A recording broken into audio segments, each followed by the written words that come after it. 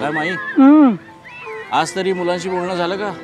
नाही रे, तर ह्या वयात आपल्याला आठवण तरी कोण काढणार? अजून किती दिवस असं तळमळत जगायचं?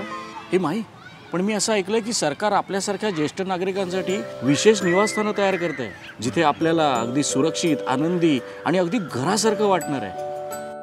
गृहनिर्माण विभागाने ज्येष्ठ नागरिकांसाठी विशेष निवासस्थानं तयार करण्याचा उपक्रम हाती घेतलाय.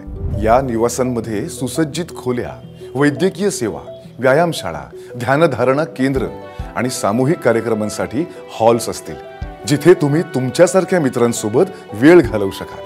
तुम्ही स्वातंत्र्याने आणि आत्मसन्मानाने जगण्याचा अनुभव घेऊ शकता. थोडक्यात काय, तर आता आपल्यासारख्या सगळ्यांच्या चिंताच मिटल्या. गृहनिर्माण विभाग, ज्येष्ठ नागरिकांसाठी नवीन धोरण.